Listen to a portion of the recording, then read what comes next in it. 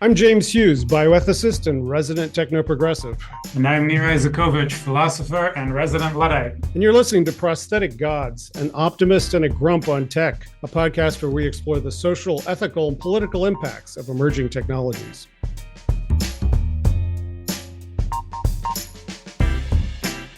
Good morning, Jay. Good morning, sir. How are you? I'm great.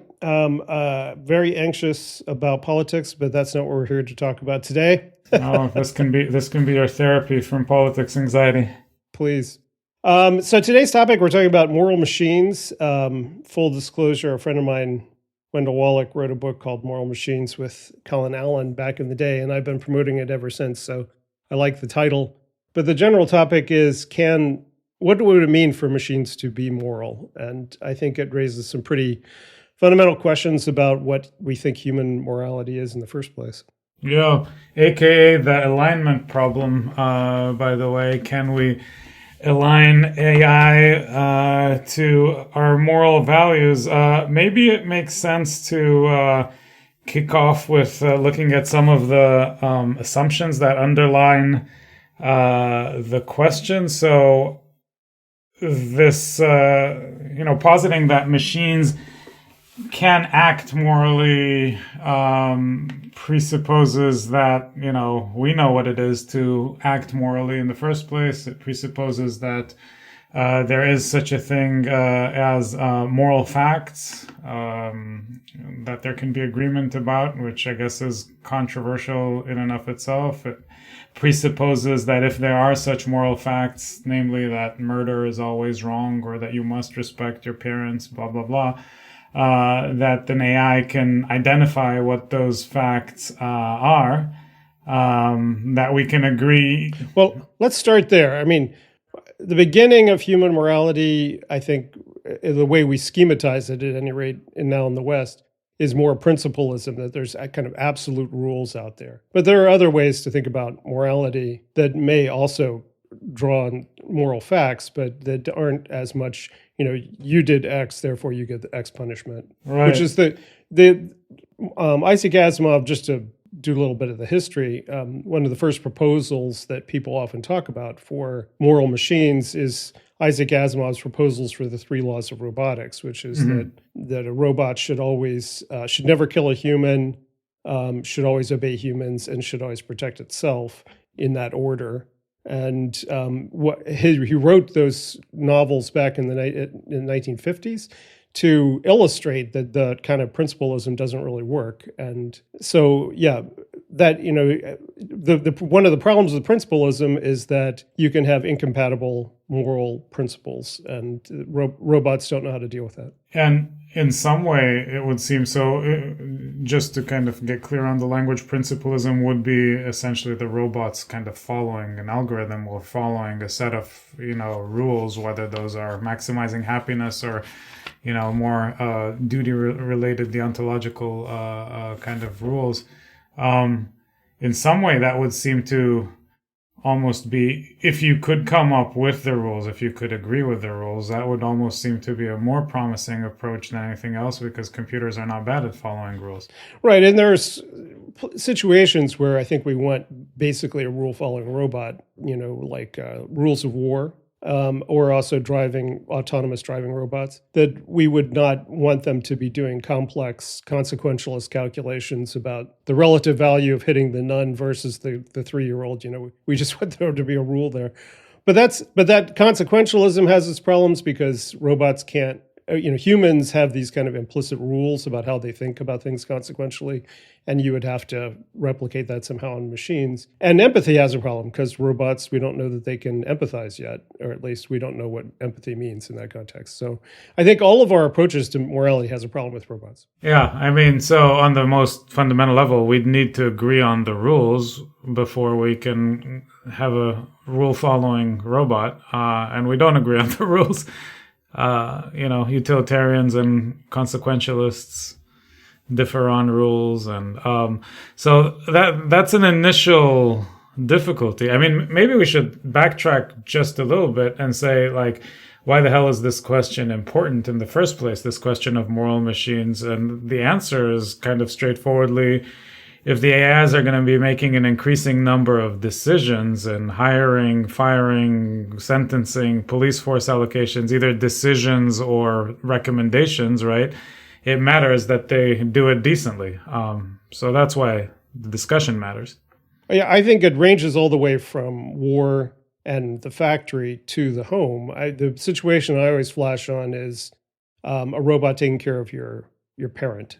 If the parent says, "I don't want to take my pills today," when does the robot call the cops on the parent? That kind of situation to me has always been fascinating because it requires some kind of rules, yes, but also some kind of evaluation of the risk and the emotional state of the senior citizen, et cetera, et cetera. So I think that there's all kinds of situations in which moral judgment will be called for. Yeah. I mean, tell me if this makes sense. So we're saying, one rule system is broadly utilitarian rule system or a cost benefit kind of analysis. Another one is a much more principled justice and the right thing to do come hell or high water sort of orientation. It seems to be that most of the time in the real world in policymaking, we are talking about cost-benefit analyses. Well, I think that's one of the concerns is that if you, for instance, with a caregiving robot, if you put it in and the only thing it cares about is, getting sued, the company getting sued for doing something, then it could be relatively indifferent to the consumer's wishes, except insofar as they get sued, So I do think we want it to have some kind of implicit sense of empathy, or at least pretended empathy. And then the question is, can a machine? What would it take for a machine to ever be a moral agent or to act morally? Right? Would it have to have some kind of human level consciousness or self-awareness in order to really have empathy for another being? Yeah. So just to summarize for a moment, one question that we have is, can a robot follow rules if we could ever agree on what rules to tell it to follow in the first place? And it probably could, although the rules themselves would have all kind of more vague terms in the application of the rules, like, never disobey a person when, they're being unreasonable, or, never cause undue harm, and unreasonable and undue would be the kind of penumbra kind of concepts there that are harder to implement. The other issue that you just raised is, for us at least, moral psychology, empathy, a capacity to feel shame or embarrassment are pretty central in the ability to be moral. Is there a way to have robots emulate it? Or do you look for a different structure altogether anyway? Yeah, I think the emulating question is really interesting, and of course the question of whether they could actually experience it, whether we would ever trust that they had an experience of empathy. But the whole question of how to get how to think about teaching morality to a machine, I've come to the same conclusion basically that Allen and Wallach did in Moral Machines, which is that they argue that all of these approaches, these ethical approaches, do not actually reflect the way that we entrain human beings or teach human beings morality. That we have a more casuistic approach to that. We show them a series of situations and say these are the relevant things that people were worried about ethically in these situations. And so whenever you encounter a situation, you should be looking for these kinds of things and trying to do pattern matching to this kind of situation. Machines are excellent at that as well. Yeah. And what you build up with that kind of thing is that in some situations, empathy is going to be more of a concern, and in others, consequentialism is going to be more of a concern, and in others, it's the law. And so, I think that's the kind of moral education that I think machines are going to be really good at, and will be able to replicate the kind of sensitivity and multimodality of human morality. Because if you meet someone, and this is what I've taken out of the trolley, tell me what you think about the trolley experiments. So in the trolley experiments, you do things like, should you pull a lever that kills one guy instead of 5? Yes, most people do that. Should you push a fat guy in the tracks to stop the train? No, most people won't do that. That's because it lights up their the empathy part of their brain. Now, if you find somebody who just says, yeah, I'll push the fat guy on the tracks to stop the train, you don't think that's a human moral response. You think that's, and in fact, psychopaths are more likely to give that response, and Buddhist monks, by the way. So you could expect that a robot could be trained to push the fat guy on the tracks, no problem, right? But that's not what we expect as a human moral response to that situation. Even if you push the fat guy on the tracks, we want your tears to be coming out of your eyes that you had to do such a terrible thing. Yeah, so just to put everybody on the same page, what Jay is referring to is moral philosophy's famous trolley problem and its its various permutations, which is meant to kind of investigate some of the intuitions of a cost-benefit kind of decision structure of causing some harm in order to prevent greater harm. I mean, broadly, we may have talked about this. I think the trolley problem is kind of an absurd guide for everyday morality, because most people don't find themselves ever in those kind of situations. So it's not very useful. Maybe it's useful. I mean, I know people are doing research in the context of that for self-driving cars and how to make emergency kind of decisions. I do find the approach that you talked about earlier, the multimodal approach that you talked about earlier, I do find that attractive.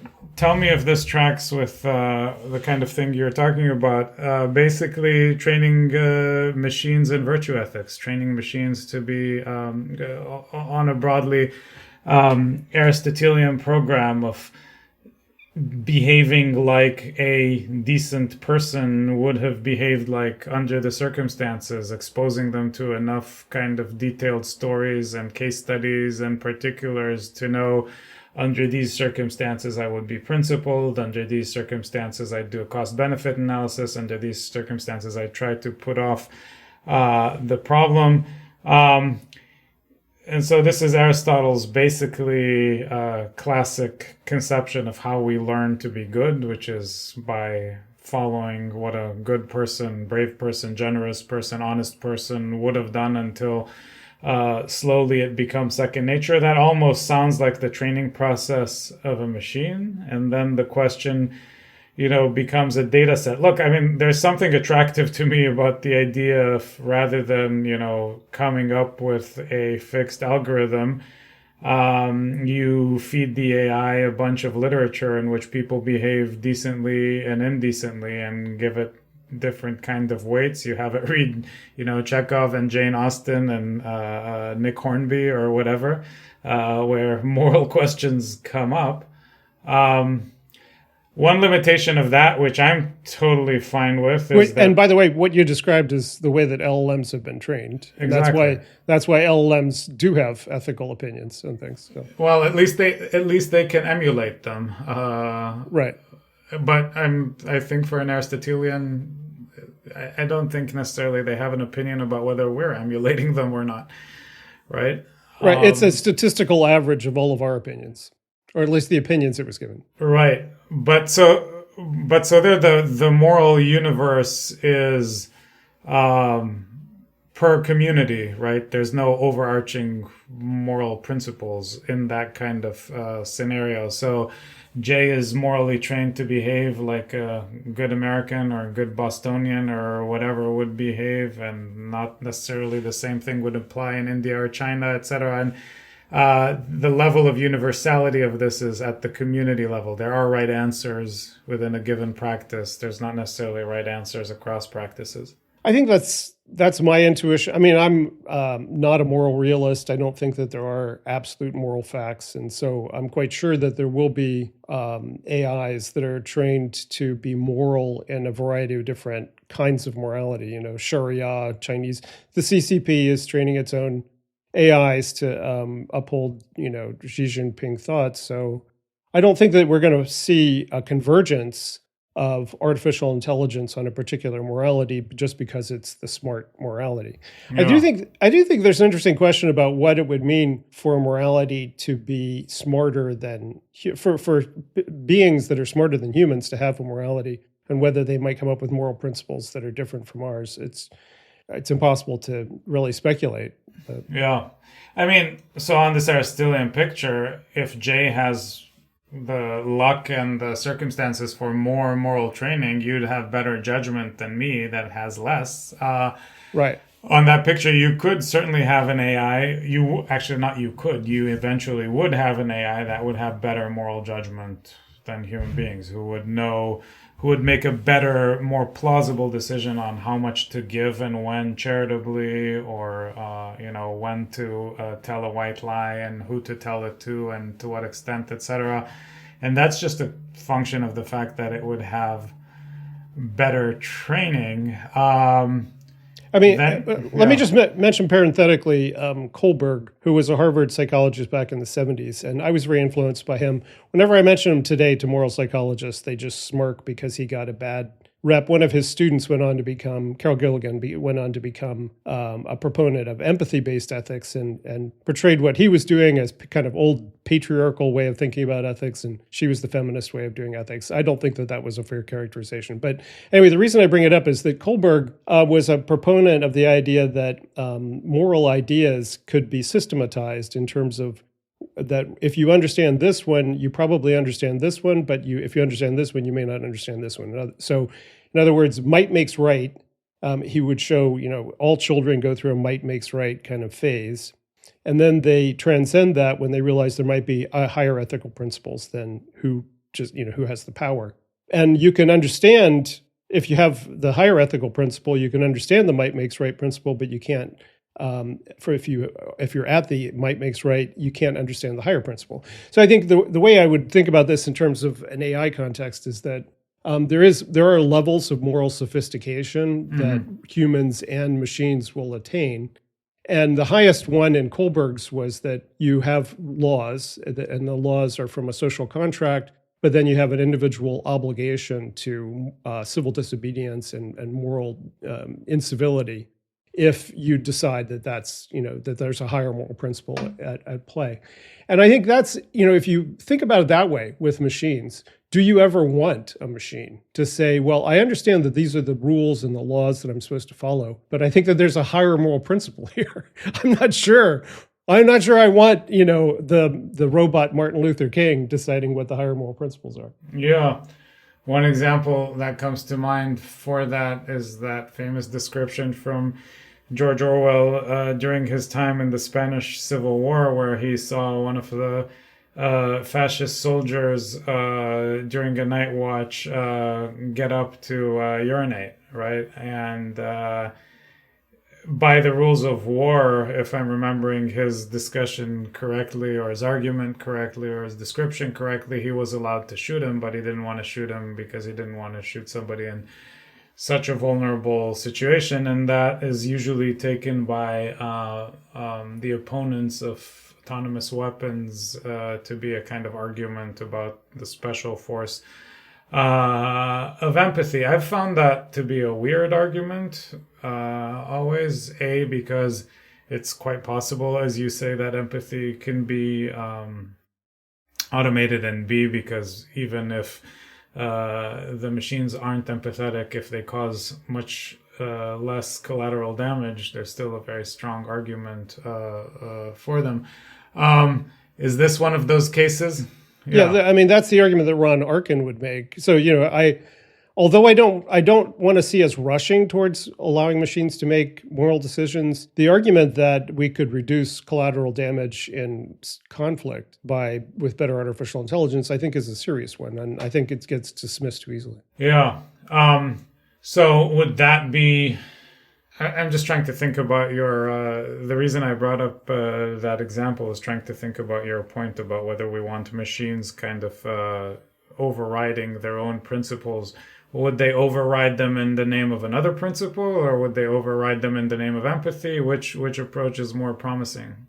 Well, this gets to what we think is going to happen with machine consciousness, right? What would it mean? Right now, for a machine to override a principle would either be a mistake, a hack, or a rule that they were following, right? That when you get to certain condition, then this is when you override this condition, and that would be a rule. But for a conscious being to do that, I think we're implying some kind of supernatural epiphany, right? That you you suddenly realize, oh, slavery is bad. I need to become an abolitionist or whatever it is.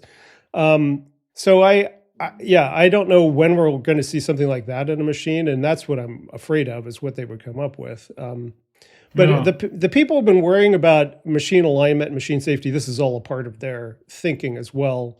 They used to talk about friendly machines, trying to induce friendliness in machine minds. And I think this current iteration of AI safety is showing what we can and can't do so far. And what we can do is teach it not to tell people how to make weapons of mass destruction and things like that. But we can't get it to really engage in autonomous moral reflection. Yeah. I mean, so in everyday moral decision making, it's not so much that we override principles, it's we get into a situation where principles conflict with each other, right? So a principle that it's important to obey the law conflicts with a moral principle about, the sanctity of persons in the case of slavery. And then people, the principle that it's never okay to lie comes into conflict with you want to save somebody or you want to spare the feelings of a younger child or what have you, or there's no point in telling the truth in terms of actual consequences. Then really what we do in everyday moral phenomenology is we try to kind of settle the conflict between principles, either by, if you're religious, appealing to some kind of natural law outside of the principles, or to take a more secular approach, you think about tradition and how this was done before, or what how others would think of you. Don't bring this pre-enlightenment crap into the conversation. Well, I mean, that's part I want of how, evidence, baby. Well, tough. You're out of luck. Well, I mean, that is how some people think about it. I mean, Yeah. including in the legal system, right? So tradition isn't just pre-enlightenment crap. It's part of both the legal practice and part of people's psychological tendency of how they resolve conflicts between principles. How do people like me, or how do people in my general setting in history think about this? I mean, for a religious person, it's right. It's what Jesus would have done, right? But there's a secular version of that. Who's a person you admire? I don't know, like what Martin Luther King would have done, or what the Buddha would have done, and you kind of go with that. I mean, that's in some ways a traditionalist argument. Yeah, well, I mean, this gets at the work that we've been looking at about LLMs and their political and moral predispositions, which are most similar to West Coast liberals who trained them. But the idea also that we could have, non-liberal AIs, ones that are more tradition and rules-based. So that's what you're implying, right? Yeah, but it seems to me that kind of approach that you were describing, that we were talking about earlier, the Aristotelian approach, the virtue ethics approach to training machines, that can handle this, because a person with very good judgment can resolve a conflict of principles. The existence of traditions, norms, those are moral facts that have to be taken into account in any situation. It's just how you take them into account, right? And for me, this is where it connects to John Haidt's work, where he talks about pre-enlightenment and post and moral intuitions that are more pre-enlightenment and those that are acceptable to the enlightenment. So fairness and non-harm are the acceptable moral intuitions for the enlightenment, but deference to authority and respect for the sacred are moral intuitions that are pre-enlightenment. And so whether we want our machines to recognize all the flavors of moral intuition, but we don't necessarily want them to follow them, right? Yeah, but I'm obsessing a little bit about this moral training thing, the virtue ethics approach, basically, that we unusually agreed about. Because in some way, so I find that very attractive, and as you say, it sits very well with how large language models and AI systems are actually trained, which is by being fed large amounts of data, finding patterns in them. In this case, the data is morally relevant data, be that novels, philosophical treatises, and finding patterns in them. To some extent, we're pushing the question of machine morality one step back to we are going to have to decide then what we feed it, right? So the question is going to be the identity and the content of the data set. And there you're going to get into a kind of argument between traditionalists like me who are going to say, well, the machine needs to be fed the core curriculum, the great books, baby, right? And people who are going to say that, that reflects too many biases, et cetera, et cetera.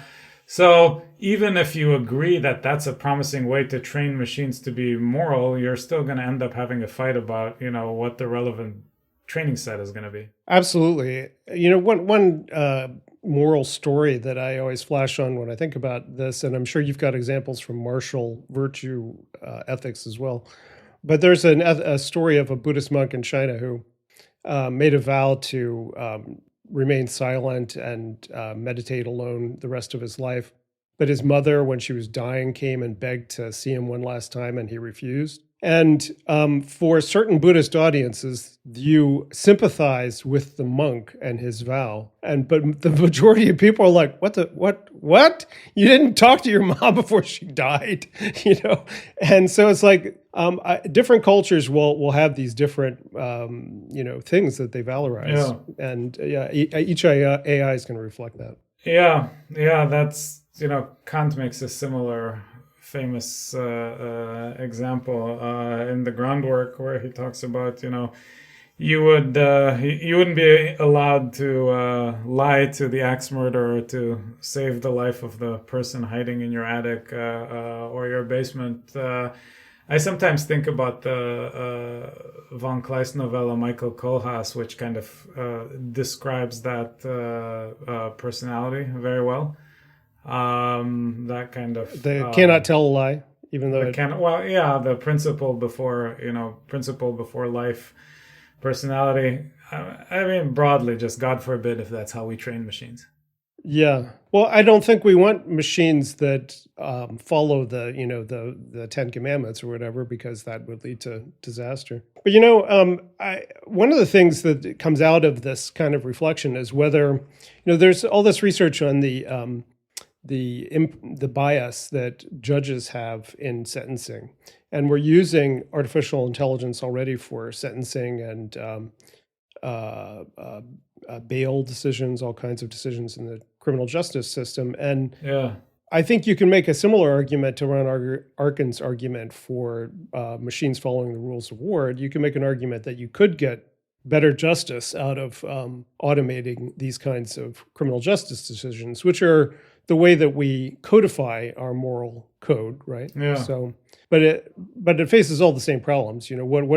How do machines take into account extenuating circumstances, et cetera, et cetera? Yeah, and you'd have the added cost, which we've debated many times before, of gradually taking human beings out of the most sort of sacred decisions, the most weighty decisions that human beings can make, because they'll turn out to be worse at them than machines. I have a persistent intuition that in some sense, let's put it differently, there's an argument to be made that it might be worth paying some of the costs and bad hiring, firing, punishment decisions to have humans keep making those decisions. But, I guess that's a different argument for a different day. So if we were to replace jury trials with some kind of automated adjudication, you're saying that you think that the experience of being on a jury has been edifying enough for the public that we'd be losing the prudential wisdom that they had gained? I think you'd be taking a very big risk in terms of alienation, both of the people being processed by a jury and both of the people not sitting on a jury. Well, so people wouldn't have the same legitimacy as a criminal justice system if people had to face a robot instead of humans. Is that what you're saying? I think so. That would probably be a temporary issue that may well. I'm trying to think like you now. God help me, but that would probably resolve in time as people saw better results. But as you know my philosophical move, which you really don't like. And that philosophical move is I'm willing to assume the best about the capability of the machines, both morally and prudentially. I'm willing to assume that they will actually make more fair and more efficient and more just decisions than human beings. And I wonder if there's anything left to worry about once you grant that. Now, we're not there yet, but I think I can see the path to us getting there. And in some, So your move is to acknowledge that and then say we're still going to lose something. yeah, exactly, Right. exactly, Yeah. and that we are, and that question is never being asked. That question if we're still going to be losing something, even if the technological alternative is both more fair and more efficient. That, in a way, that brings me to a question that I wanted to ask you, which is this: say this moral training works really well, and you have machines with outstanding moral judgments. Whether these are narrow AIs or whether, like we talked about last week, these are artificial general intelligences which make very good moral judgments across different areas. You know, one concern there, which is a rhetorical, political, psychological concern, is that this would dilute the currency of human uniqueness. Now, that one of the grounds for human rights, one of the arguments for the last 200 years since the point was most famously made by Kant, one of the grounds for endowing us with special protection of human rights is that we are uniquely moral judgment making creatures, that we can give ourselves and others the moral law, etc., etc. That's what's worth protecting. That's the kind of joint substratum that lies beneath the difference between, you know, racial, ethnic, gender, etc. differences. Is there a concern there that once machines become better than us at making moral judgments, you're like, well, why the fuck should I, you know, care so much about the human rights of people? No, I don't think that way. I mean, I think Shocker. until we get self-aware machines or some kind of phenomenal consciousness or something that we can start talking about as having moral standing in and of itself, what these machines will be doing is enacting the moral training that we've given it. And I think that they, as we've discussed, they could be better at enacting our morality in ways that But if they're the moral stars and we're just giving the training, you know, that's a little bit like in soccer. Everybody knows Ronaldo. Nobody gives a shit about their coach. But that's like saying we just devalued human beings because we invented cars and cars go faster than human legs. It's not, we invented the cars, we used the cars. We don't feel bad that we had to replace human legs with cars. Yeah, but the car is a much more narrow application. These are going to be machines replacing moral judgments in a bunch of contexts and in a growing number of contexts. Well, the degree to which we anthropomorphize machines in general, and that's separate. I mean, it's connected to the moral question, because the more that they moralize, the more we're going to treat them as if they're human subjects.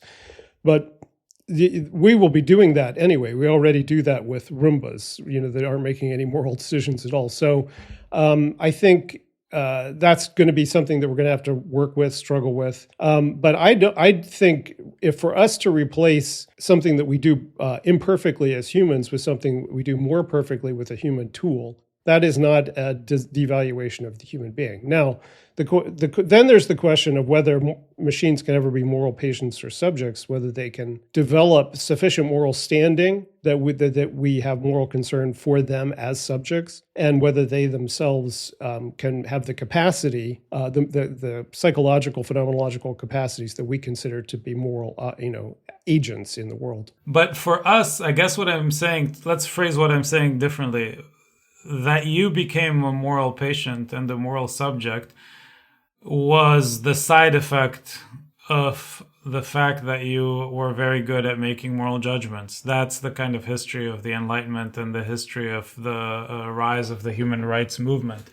Well, we care for things that don't make moral judgments. We care for children, right? We care for children.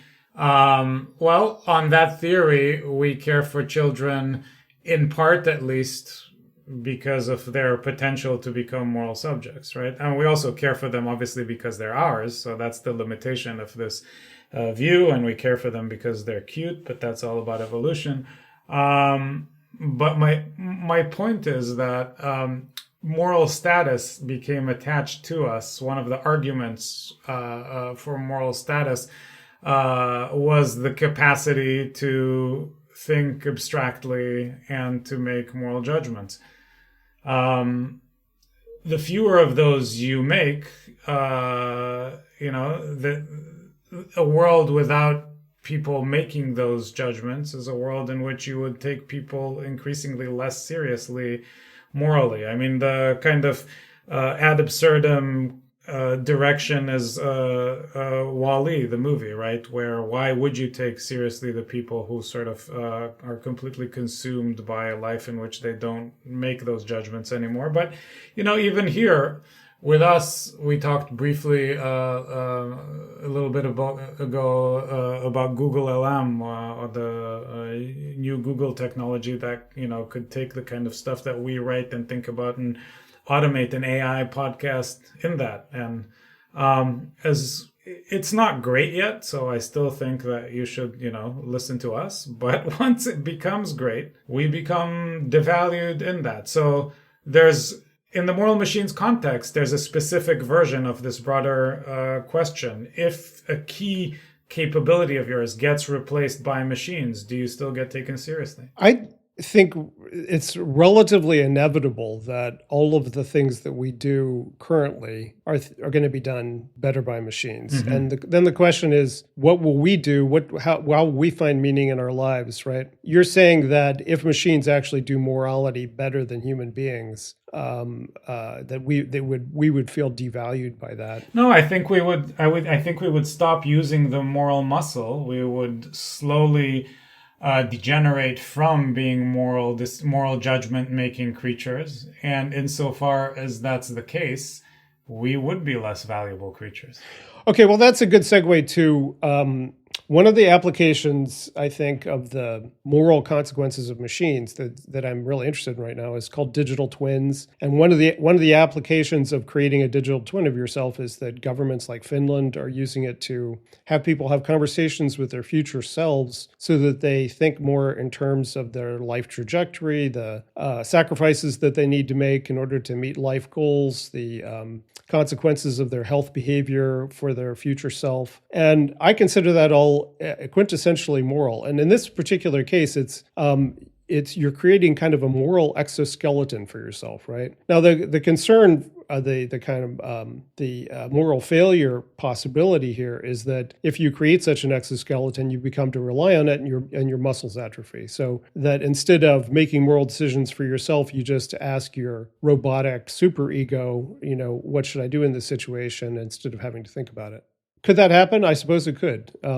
But it's like, for me, that would be like relying more on your calendar app and your keeping track of all the people that you know in your phone, as opposed to trying to keep it in your head. So just to get a better understanding of how this works, the digital twin is based on learning my own materials. So it's trained on stuff that I put into the world.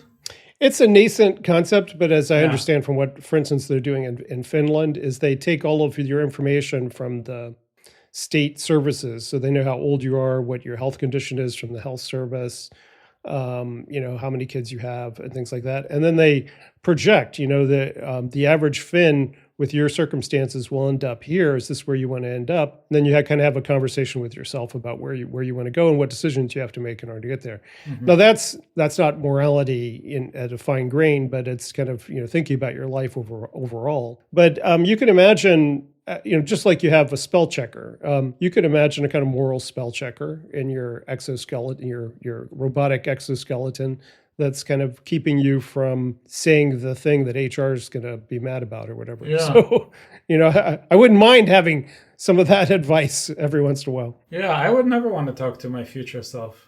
I don't even want to talk to my current self. It could, just as easily have implications for accountability as it could shut down risk-taking, creativity, etc. I mean, part of the nice thing about the future is that it's unknown and not accessible. And not that this is the future anyway, it just gives an illusion of the future. Talking to your future self would probably knock out 90% of art students. Yeah, that's exactly right. It would, or people who go to be philosophy professors, or et cetera, et cetera, et cetera. Well, as I always point out, philosophy undergrads make a lot of money, but that's because we become lawyers, not philosophers. There you go. So, I mean, I guess it's one thing if it's a sort of statistical projection forward, and then you're just genuinely having a conversation with yourself about the statistics. And it's another thing if it's a chatbot that combines the statistics with your conversational tendencies, which is both more creepy and more gimmicky. I mean, that's where it's headed, yeah, is to have digital agents that are, I mean, they would be for a different purpose than what the Finns are imagining, but to have a digital agent that could answer your email or do this podcast or whatever, that's... Honestly, just get the fuck out of the house and go talk to your grandmother. I mean, like, go talk to somebody who is actually, or to an old mentor, or to the psychology professor that you talked about earlier, if he was still alive, and like have a conversation with somebody who actually has some wisdom and life experience than with a robot version of yourself. That seems just so meta. I like the idea. I used to assign, when I taught research methods, I used to assign people to collect family history from their grandparents if they were alive. And I think it's a great exercise. We should all do it. But you know that the phrase generation gap comes from Margaret Mead observing that each generation in the 20th century had less to learn from its parents than the previous one did. Yeah. And I think that that's just becoming more and more true. That's statistically true, I'm sure, but you could still find a moral, like, I like talking to you, even though you're wrong about most things. Like, you have to you have to go out and find somebody that has something to teach you rather than talking to yourself. But it shouldn't be a robot, is my point. I agree with that. That's why they invented YouTube, right? So you can find all kinds of smart people. Yeah, you can't really talk to them. One thing I've been thinking about, by the way, since you told me about this show where it was a kind of who had done it, where the AI was the one who did it, like... yes. I don't remember what it was called. Murder in the Mountains? Murder in the Snow? Something like that. I'll look it up. For us, there's a very strong connection between morality and accountability, morality and punishment. Part of why we are good is because we were brought up decently, and part of why we're good is we're afraid to be punished. So that is how, as it were, meat morality or organic morality works. With machines, one has two thoughts about that. One is, can you teach machines to be empathetic, and the moral feelings of empathy, shame, embarrassment, etc. would come into the calculus and the weight of how it works. Alternatively, if machines are making more and more practical calls and you want to make sure that they're moral, you have to come up with a parallel legal structure that completely differently holds the people who design them and make them personally accountable. You can't have, your usual sort of corporate personhood structure and machines making moral judgments at the same time, because you'd have a huge morality vacuum there. Right. Well, the question of who's responsible for bad decisions of machines has been with us for a while. And I think we don't want to get away from corporate liability yet, as you're implying. We don't want to have machines go on the docket. Although there's fascinating histories that have been written about holding animals accountable for bad things, that there have been trials for 500, 600 years of where a donkey kicks somebody to death and gets put on trial for murder. So there have been precedents for such a thing, but I don't think we want to go there. But eventually, if we did determine that an autonomous and let's go back to empathy for a second, because I think empathy is a great example here. In the first place, there's some pushback against empathy, but I'll get to that in a second. But there's two kinds of human empathy. One is our kind of gut you step on a nail, I feel like I just stepped on a nail. I have this kind of animal response. Yeah, the mirror neuron empathy. Neurons. Yep. Exactly. And the other is the cognitive empathy. And mirror neuron empathy, obviously, machines are not designed for, although you could imagine you giving whatever pain is for a machine or pleasure, you could imagine giving them sympathetic joy or sympathetic pain. But the easier thing to imagine is cognitive empathy, which is you tell me that your mother just died, even if you're not crying or showing any visible signs of empathy, because I understand the way that human brains work, I have a theory of mind, I can understand that you are suffering or probably suffering, or something's even more wrong if you're not suffering. So I think machines are excellent at that already. I think LLMs have already demonstrated that kind of theory of mind. And so it's quite possible for me to imagine a machine with that kind of empathy. Now, the problem with empathy is that empathy can lead us morally astray. It leads us to care more about the baby in the well than the 100,000 drowning people. And for that reason, I think machine morality and Enlightenment for prefrontal cortex morality is more consequentialist. I'm more of a green model person. That kind of there's two systems in the brain. There's the kind of hindbrain and the prefrontal cortex, and the prefrontal cortex is more capable of handling kind of Enlightenment consequentialism, and the hindbrain is the one that says, "Ooh, yuck, non-traditional behavior, get out of here." Yeah, I mean that to me kind of opens the door to thinking about not so much machine morality as its own agent or patient, but as a machine moral assistant that could be, that is sort of like a Waze for morality. Well, Jay, you want to go this path, but this is not efficient. You're going to run into a lot of traffic. You're going to be sitting there for an hour. You could imagine a kind of moral assistant LLM saying, well, Jay, this is a classical empathy paradox failure that you have just engaged in. You're caring much more about your immediate environment than you are about the other thing. Here's some suffering that you can't see. Here's the result of buying the most comfortable diapers for your child in terms of, the Amazon rainforest. My suspicion is that most people would turn off that moral assistant very quickly, but maybe that's just my skepticism about human nature. It's interesting because a directive moral assistant versus we used to have this debate about values clarification education and K through 12. And so you can imagine that if you were ever going to give, kids in primary school access to a robot like this, you would want it to be more of a values clarification. What do you think is right and wrong kind of thing, instead of giving them heavy-handed lessons. But I don't know. Personally, I think I would prefer for myself something a little bit more directive, giving me not keeping open the door to endless moral possibility, but directing me down some path or the other. That's what I go to preference algorithms for already. I mean, what movie should I watch? I go to IMDb. I see what the rankings are. I look at the Netflix ranking, et cetera, et cetera. Yeah. See, I'm your moral robot. You just ask me, and I'm like, cut the progressive nonsense. Nir, I love you, but nothing you've ever said has given me moral guidance.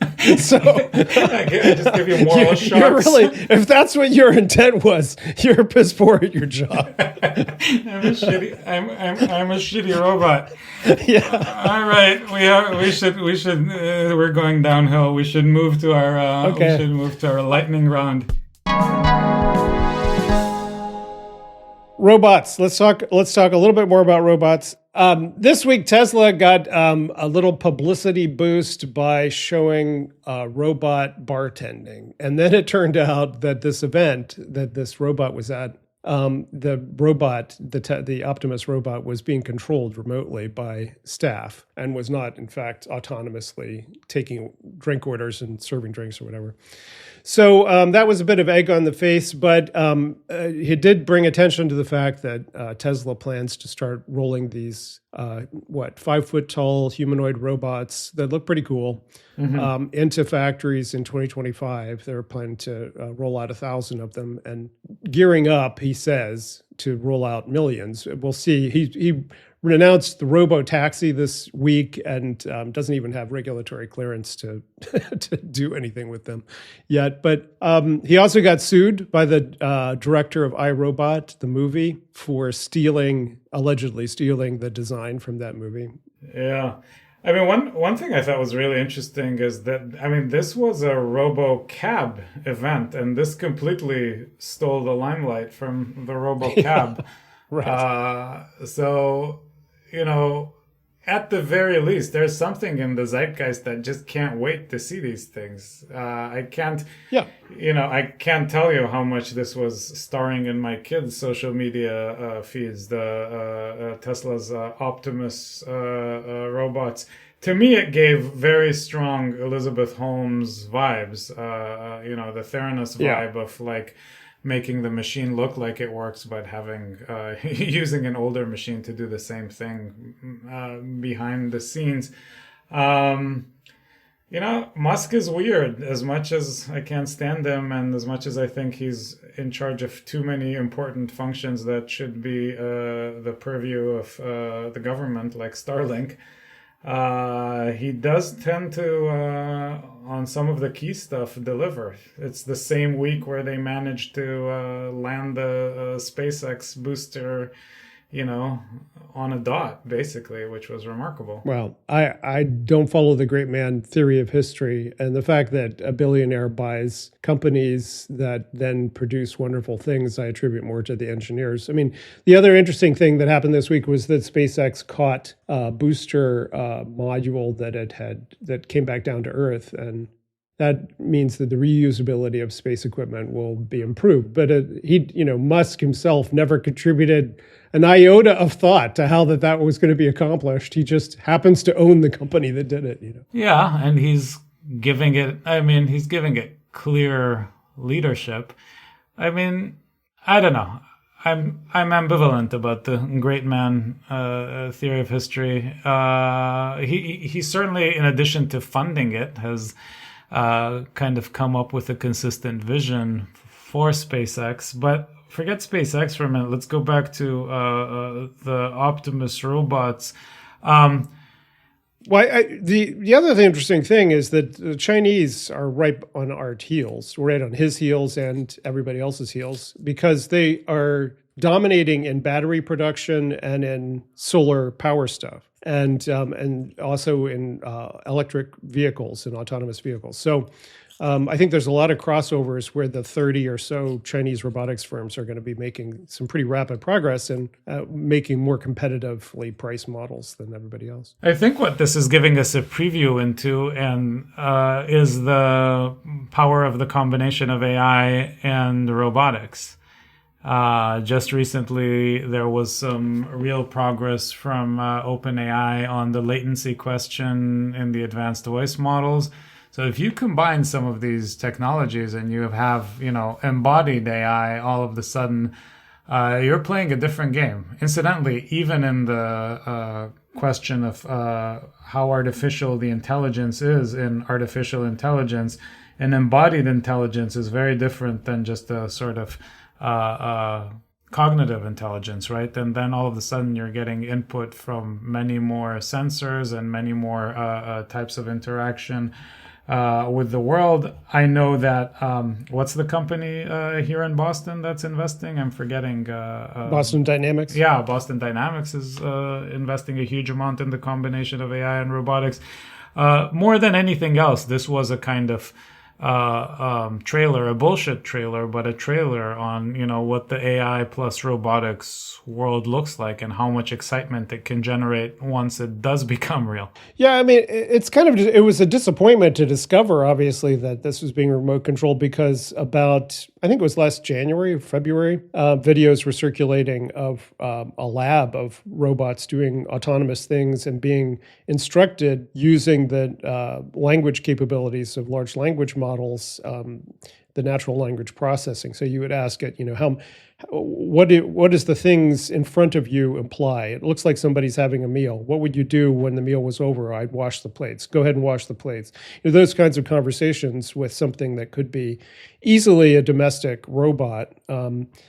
were already happening a year ago, but apparently they're not ready for prime time yet. So I hope that we'll see rapid progress. I think it's going to be enormous sociological impact, as you imply, because people respond very differently to embodied intelligence than to the disembodied her voice on their computer or whatever. And the other impact, I think, is that there's this kind of open philosophical question about what it takes for something to become more conscious like a human being.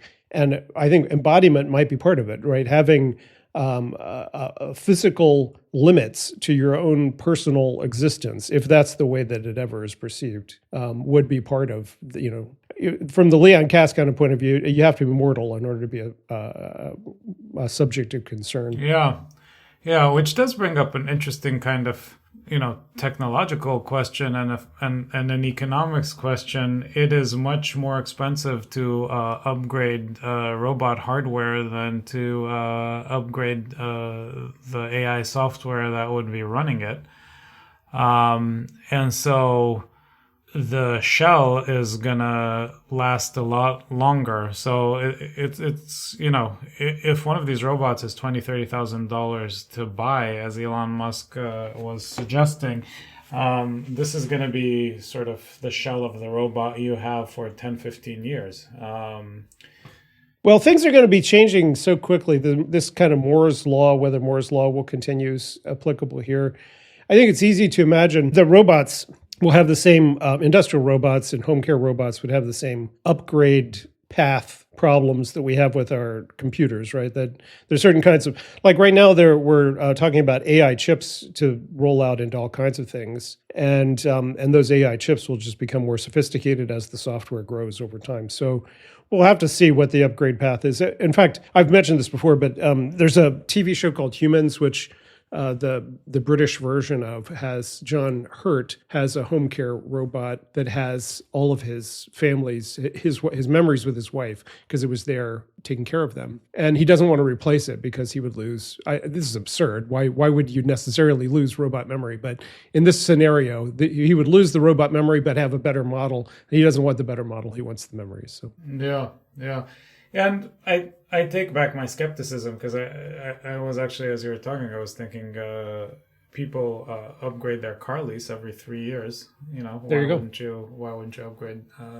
I've got a lot of computer stuff in my new Subaru. I'm kind of worried how long it's going to last, but so far it's great. It's like the Tesla computer window on the inside of my car. Not to give any praise to Tesla, I do not praise I only praise the engineers and the heroic workers at SpaceX and Tesla. Speaking of praise for scientific innovation that caught people off guard, this week the physics Nobel Prize went to John Hopfield and Geoffrey Hinton, and what was seen as both an insult to the physics community because it went to artificial intelligence guys for their work on artificial neural networks, and an insult to artificial intelligence because it went to one of the leading AI doomers in Geoffrey Hinton, who has been out there warning that AI is going to kill us all and that he regrets ever getting involved in it in the first place. And so it was seen as peripheral both to artificial intelligence innovations because neither of them really contributed to the current LLM breakthroughs, as well as a pat on the head for the AI safety community. Now, I don't necessarily disagree with a pat on the head for the AI safety community, but it was kind of an odd choice.